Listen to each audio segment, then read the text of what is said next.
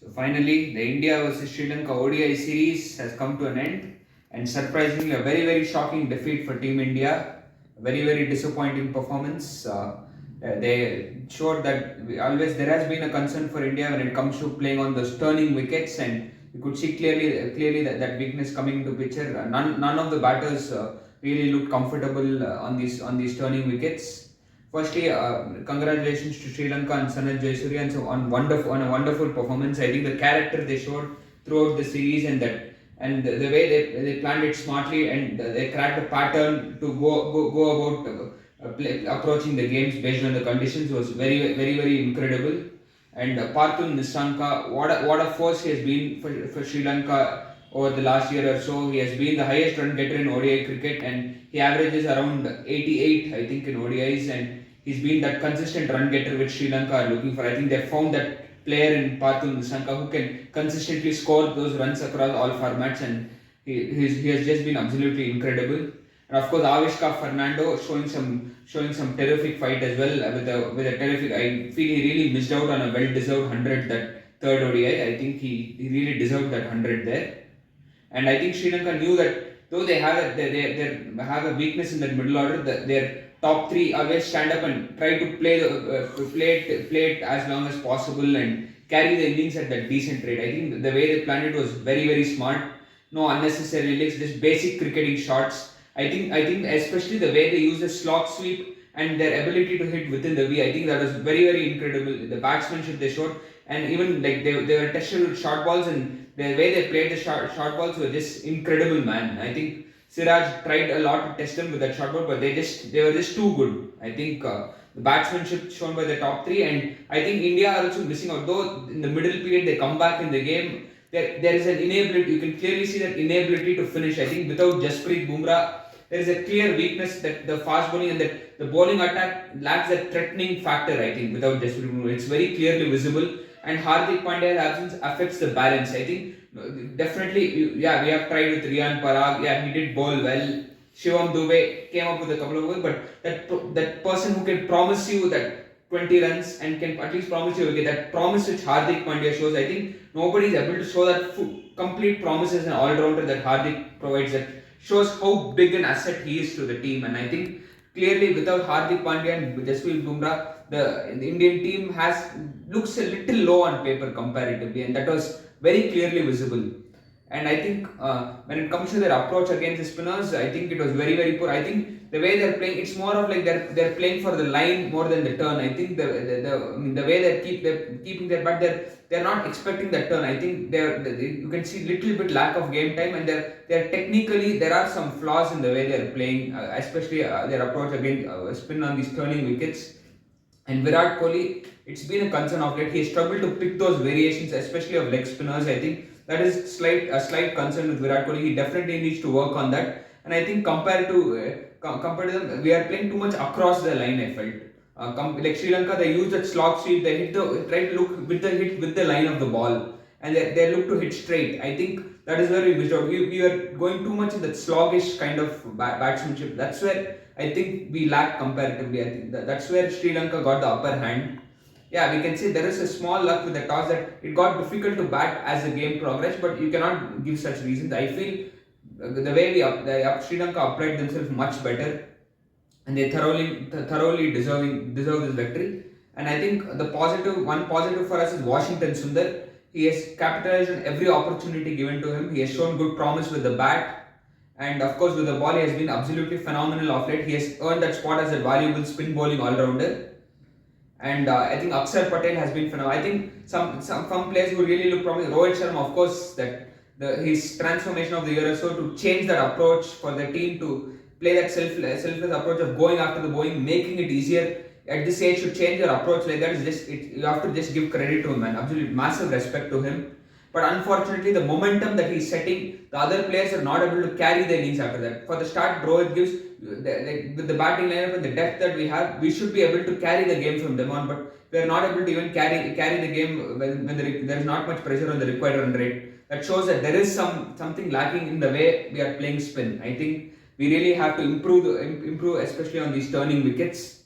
That's definitely a concern, and that's something they have to look forward to. Gambhir, we know how good a player of spin he is. he will definitely go to the drawing board and try to get things sorted for sure. And honestly, a fast bowling Arshdeep and Siraj were very in the longer format of the game. They have not shown that same promise as they have shown in the T20 format. They were not up to the mark in my opinion. I think we'll have to try to give different players more chances in this format. I think Natarajan, Sandeep Sharma. There is Harshit Rana who was warming the bench for the entire series. Why you have selected, I'm not understanding. And then there is Khalil you have selected. So give these guys opportunity. There are a lot of aspiring fast bowlers out there. Give them those chances. I feel Siraj looks more better for test matches, and Arshdeep doesn't look that threatening in the longer 50 over format. He really was not effective. I think we'll have to experiment. We have to give more than going behind certain players. We have to find the right players. Gambhir has made a lot of statement that he wants to see three different formats, like three players for three sets of teams for three different formats. You will have to get those right players for the right roles and get those perfect players who suit that format perfectly. I think that's where we are missing out. We are going too much behind the same set of names, which needs to move on. You have to give the right opportunities and you have to give equal opportunity. And I think that's where we are making a mistake. And Shivam Dubey has been honestly very disappointing. I feel for the technical flaws that he has, he doesn't have that caliber to play that long in an ODI format, and I think there are people like Rinku Singh who has done so well. He has established himself in this format, and Sanju Samson, after getting such a fantastic 100 in South Africa, after that you cannot not even taking him the spot is really unfair on him. And Ruturaj Gaikwad is somebody who has shown promise on this tough wicket, especially those Chepauk wickets, turning tracks. He has shown his ability to adapt on these tough conditions. And he's somebody who definitely should have been at least in the 15-member squad and should have played one of these ODIs in the series. He's somebody who thoroughly deserves an opportunity. He has performed every opportunity he has got. Yes, his 6 games in ODIs has not been up to the mark, but I feel you give him more backing. He's somebody who has that caliber to adapt on these tough conditions.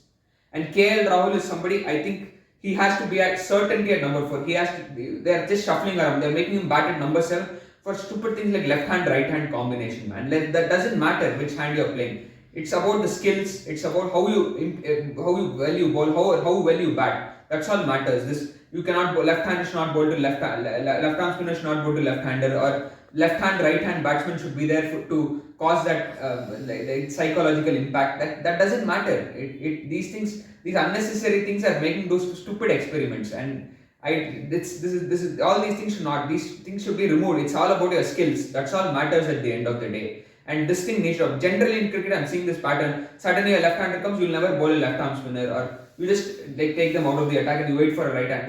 This doesn't matter. It's about how you bowl. That's it. How you bowl, how you bat. Some small advantage that you should not make that advantage decide whether a bowler should bowl or not. If he's good enough, he can bowl to anyone. That doesn't matter. So this overhyped thing has to stop. This left hand, right hand, this thing. This is not some magnetism like pole attract each other, unlike poles. All these things that doesn't matter. It's about your skills. That's it. I think the unnecessary, because of that you're pushing someone like KL Rahul to number 7 just for that is really unfair. He's your most skilled batter out there after Rohit Sharma and Virat Kohli. He should be a certainty at number 4. Play him at number 4. That's it.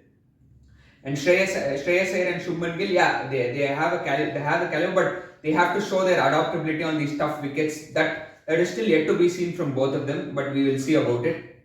But I felt Ruturaj Gaikwad definitely, at least in the 15, he has done enough to get selected, man. It's very harsh on him. He really deserved a chance. I really feel he's somebody who has that caliber to adapt and the skill to adapt to these tough conditions, and especially on turning tracks. And playing for CSK benefits him in that aspect. They should have got him for the series, but they missed out, and I'm hoping that they learn and they give the deserving ones that opportunity. So overall, you can see Sri Lanka also haven't been playing with their best team. Hasaranga got ruled out of the first game. There is no Pati Rana, and still even with their secondary team, they showed such character. And Van der Sar, kudos to him. He even spoke to Robin Uthappa about how it was difficult for him, though he has kept on being in the team, not got those chances. How that character to come out there and perform in the chances you get. I think that's what even some of our Indian players, they should have used this. It would be that this is our chance to show that spark. And I think that's where they made out. And Van der Sar, that the way he spoke about how it's tough to get that opportunity and how he capitalized on it. That's where I felt Sri Lanka made a difference. And even Vella Lage, he has been a sensational find at 21 years of age, taking first player to take two 5 wickets haul against India in a bilateral series. Incredible, and he showed amazing character towards the end with the bat in that first ODI as well. A good all-round find for Sri Lanka. Very impressive talent. I'm happy for him getting the man of the series. He's an amazing find, and I'm hoping that he grows and he develops because Sri Lankan cricket need those players like Sangakkara, Dilshan. They need to establish themselves at that level and show that promise at that level. And I think slowly Sri Lanka are getting back into that rehabilitating phase. And under Sanat Jayasuriya has shown some incredible management skills to get this team back. And I think they really have that caliber. They just need to keep playing consistent cricket and show this character. They're definitely going to come back as to the olden days. I see that Sri Lanka still have it in them. I'm happy for them. Maybe this series is just the beginning. So India overall, you see, there are lots of things to improve upon. There are a lot of questions, but I'm sure we have been playing good cricket of late. Yeah, one series should not make us like, it should not be like we lost the series, we are some horrible team. There are some flaws. We are not perfect yet. We have some things to improve. We have to lot of selection points to discuss regarding those. I hope we plan it well. Learn from this series. Take it as a learning and sort out the issues and rectify it. And we have to be well prepared before the Champions Trophy. Yes. One more problem is the lack of cricket ODIs. I think they should have kept more ODIs. Keeping a lot of Test series and T20s before the Champions Trophy. I don't get the logic of that scheduling as well. It's very ordinary scheduling, and giving a 40-day break now that screws the momentum. I think a sport like cricket, you have to keep being in the game. I could see that lack of game time as well. First of all, on these tough conditions, you have not been playing cricket for a while, makes it harder as well. I feel this is somewhere again where we are missing out. I think the scheduling could have been better, but I hope we learn from the wicket, and I'm hoping Bumrah and Shami stay fit. You can see you can see how important the resources these two are for the team and their recovery. And I'm hoping Hardik Pandya comes back well as well, and I'm hoping he plays more regularly because his value is also very immense. So overall, you can say a lot of questions. There are a lot of things to improve upon, but still we continue to move, and we have to keep continuing to improve as with every series, with every match. So overall, wishing Team India best of luck. Hard luck with this series.